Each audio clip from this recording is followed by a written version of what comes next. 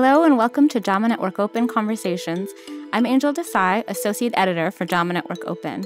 Today we are speaking with Dr. Cheryl Zogg and Dr. Yetsa Tuakli-Wosornu about prevalence, associated factors, and consequences of experiencing interpersonal violence and association with variations in coaching style among U.S. college athletes.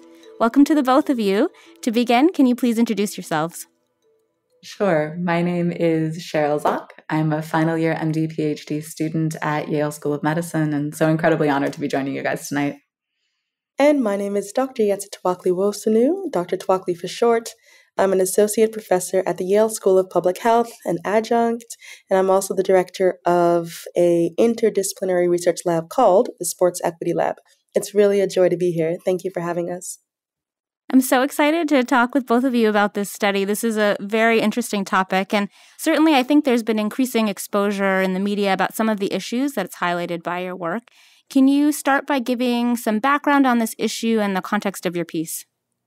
So I think I'll just start by setting the scene for this field. So the field of interpersonal violence and or safeguarding in sport really has been around for the better part of about 25 to 30 years. Some of the work was first put out by Professor Celia Brackenridge, some of her colleagues, Professor Kari Fasting out of Norway, Dr. Sandy Kirby out of Canada, and then Ann Tivas, also out of the UK. And they started doing this work, I think, long before the media trends that you just mentioned, Angel, were obvious and apparent. And so back in the day, the responses they got to the work were, please stop giving sport a bad name.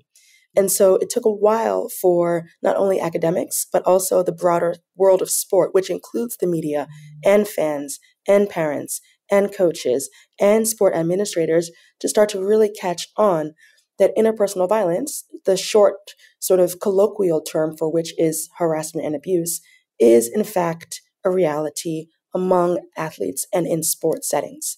So it's been long and slow, but gradually, as you mentioned, with the help of media, it's come to the fore. And now we can see without a doubt that interpersonal violence, the forms of which are variable, are a reality for many athletes at different levels of competition around the world.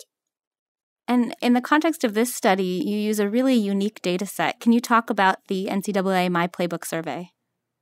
So this is work that is done in partnership with our colleagues at the University of North Carolina, Greensboro, where with funding from both industry and sort of private partners in the sporting world, they've been able to partner with the National Collegiate Athletic Association to try and garner real world, in time with athletes competing as collegiate athletes, data from their survey that they send out every year. And, Yetsa, you may have to help me with some of the details here, but my understanding is that in 2021, they were kind enough, recognizing the importance of interpersonal violence, to incorporate some additional questions to their work. And we were able to partner with them to reach 123 universities and colleges across the United States with athletes actively engaged in sport who are also experiencing these issues or potentially are. Yeah, and just to add a little bit to that contextually, so the My Playbook survey does have a focus every year. It can have to do with anything from health and wellness among the athlete, drinking behaviors, partying behaviors, focus, etc. And the leaders of that survey reached out to us and asked, do you have a safeguarding instrument that can be included in this year's edition of the My Playbook survey? And so it was really their forward thinking that led to the safeguarding checklist being included as the first survey that the athletes to whom this was distributed saw.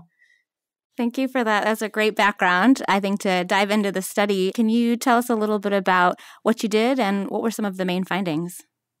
So in analyzing this data, recognizing that we had this information for the first time in the 2021 to 2022 survey, one of the first questions was just trying to understand from currently competing athletes, a group that really hasn't been asked when we look at this literature, because so much of it comes from athletes who are retired or former athletes kind of reflecting back on their experiences, was to get a boots on the ground understanding of what the self-reported prevalence of this is.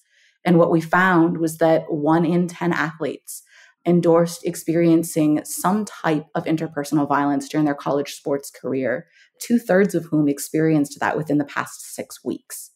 And so from there, we then used additional data in the survey to try and understand how does this vary with differences in athletes' identity, noting markedly higher reported prevalence among athletes who identify as female with various forms of non-heterosexual sexual orientations, and as athletes living with and having a disability that affects how they participate in sport.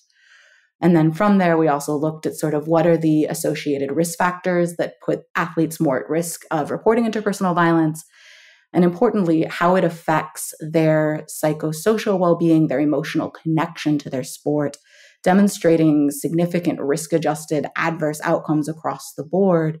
And perhaps what I think is one of the really powerful findings of this work, a marked and strong association with variations in coaching style, recognizing that while coaches were often not the main perpetrators of interpersonal violence in sport, they have a powerful ability to influence the team culture under which these athletes participate in sport. And I think that association suggests a lot of what we're seeing in the news and in the literature, but also important opportunities for future movement to address these issues. And I wanted to go back to something you said at the beginning, which was very striking to me, that 2/3 of respondents that reported interpersonal violence reported experiencing it within the last 6 weeks. And I'm wondering how we can interpret that rather astonishing number in relation to that timing. So it was one of the really startling findings of this work. And I think part of it comes from just recognition that these are current athletes.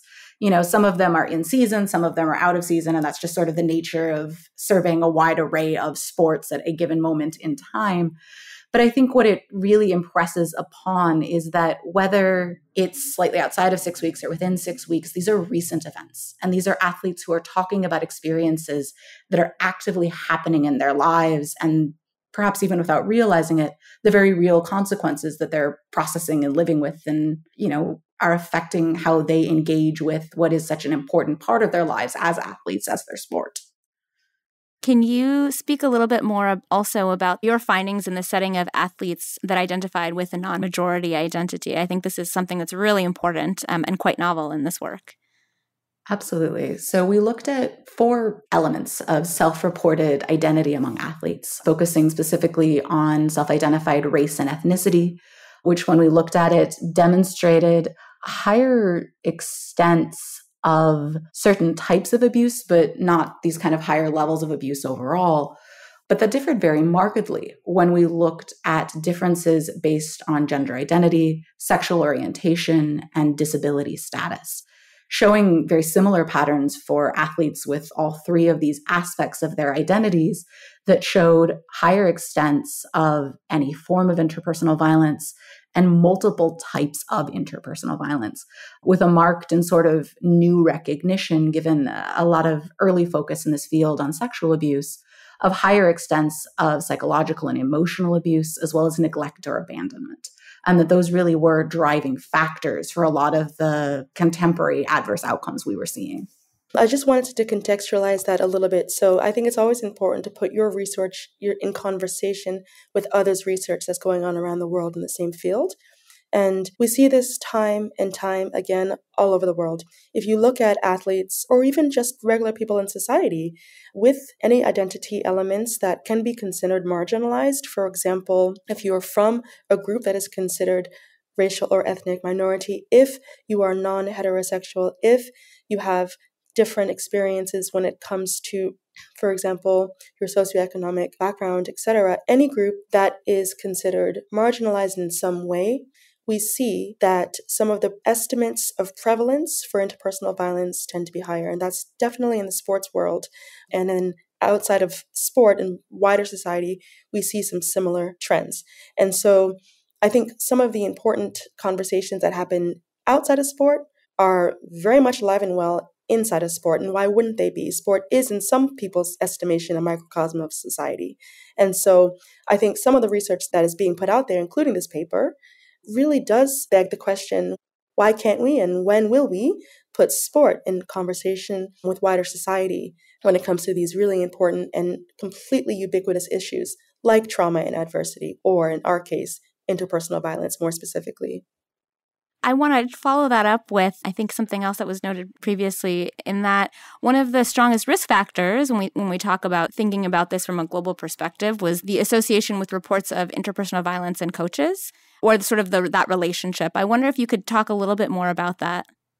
When we looked at the relationship with coaching and how it affected athletes, quote unquote, risk-adjusted probability of reporting interpersonal violence, we looked at this using 3 different scales, one of which looked at the extent of athlete autonomy and sort of a higher values suggesting, better support for these athletes, a survey looking at aspects of team culture and sort of what that environment was, and then a newer survey looking at the extent of abusive supervision directly and trying to understand how that drove outcomes.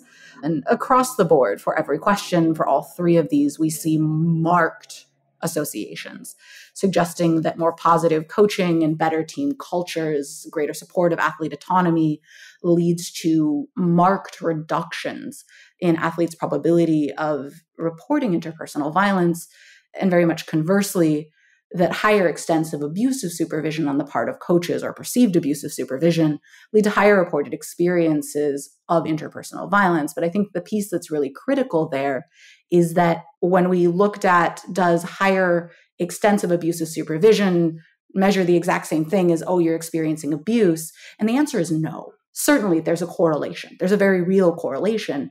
But when we parse this out statistically, we see that they're actually measuring different aspects of things and that there's not a one-to-one with these relationships, really suggesting that while certainly coaches can be perpetrators of interpersonal violence, and we've heard horrifying accounts from athletes where those situations do occur, but I think more commonly, what we're seeing is that in situations where the team culture does not promote sort of the idea of respect and the idea of interacting well with teammates, we have these environments where you can get cultures, particularly for collegiate athletes who are 18 to 25 years old and still at this developmentally critical period of their lives, that can have very real impacts. And, to contextualize in some of the broader literature, there's a lot of work that's been done in the qualitative realm and in Europe with similarly aged athletes to suggest that it is actually other athletes and team members that are the most likely perpetrators of interpersonal violence in sport in this setting. And so I think the role on team culture set by a coach as a role model and a leader is so incredibly critical. This has been such an amazing conversation. But before we wrap up, I wanted to make sure you had a chance to bring up any final thoughts regarding this topic or anything we may not have covered. I just think, if I look, we all have some sort of a connection to sport, whether we are spectators, whether we are parents of athletes ourselves, coaches, administrators, or just fans.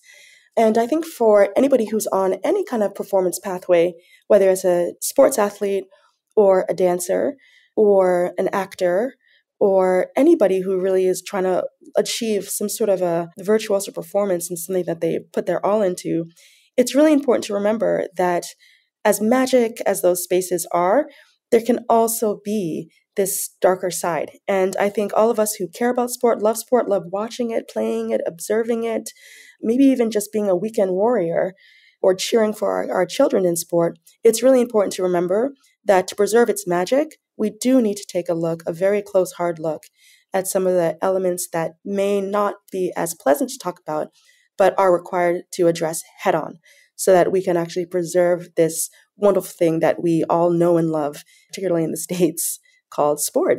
So it's a magical realm that has some elements of regular old society in it that also should be examined. And while it can be hard to sort of accept and admit that at times, it's important to, so we can get back to what we do love about sports, particularly in this critical college age. Also, one of the findings that was most interesting and resonated the deepest with me was the fact that when exposed to interpersonal violence, college athletes reported an increased expressed desire to consider quitting their sport. So on the surface, that finding may not seem as powerful as some of the other findings, like the fact that 1 in 10 currently competing college athletes experience interpersonal violence. But the reason that specific finding hit me very hard is because I remember when I was a college athlete. And for a lot of us, playing that sport, showing up for practice, is a pathway to friendship. It's a pathway to our sense of purpose, our sense of being, our raison d'être. It really is hugely intertwined with who we are, why we showed up to college, and what we want to express in the world, how we express ourselves. And so because it's so intertwined with purpose, it's so intertwined with our friendships, it's so intertwined with who we are, how we are, sometimes it's even intertwined with how we form our self-concept and derive our sense of self-worth. If you for a minute have a consideration of quitting that thing, it's almost like you're saying you're quitting yourself. You're quitting your friends, you're quitting your built-in time management system, you're quitting your dreams. And so these types of findings to me really do hit hard when you have walked that walk, when you've been a college athlete, you know how much it means to you and your family and your community. And so I think we need to really look at some of these questions and some of these results through the eyes of the athletes who are represented in the study, because for them, sport is everything. It means everything, and it's worth everything. That's a great thought to end on. Thank you so much to Dr. Cheryl Zogg and Dr. Tuakli-Wosornu for speaking with me today about this very important topic. This episode was produced by Daniel Morrow at the JAMA Network. To follow this and other JAMA Network podcasts, please visit us online at jamanetworkaudio.com. Thanks for listening.